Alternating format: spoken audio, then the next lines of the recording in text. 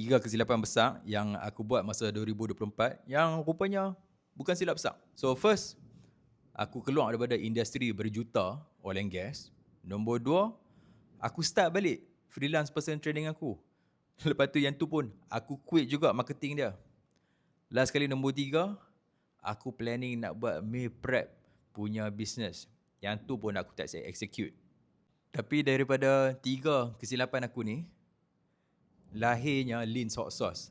And bulan 7 ni kita nak hit officially 2 tahun anniversary. And aku boleh katakan yang brand ni jalan and Alhamdulillah jadi sebab satu soalan je. Kawan aku mai cakap dekat aku tak nak beli meal prep service hang. Tapi aku suka sos. Aku nak beli sos saja boleh tak? So bila aku fikir balik, sebenarnya aku bukan quit.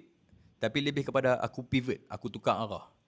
And Alhamdulillah lah, Allah rancang untuk aku lagi elok. So aku nak tanya hampa juga, ada tak something yang hampa tak sangka yang takkan buat, tapi rupanya bila hampa buat benda tu, rupanya dia lagi elok daripada apa yang kita plan originally?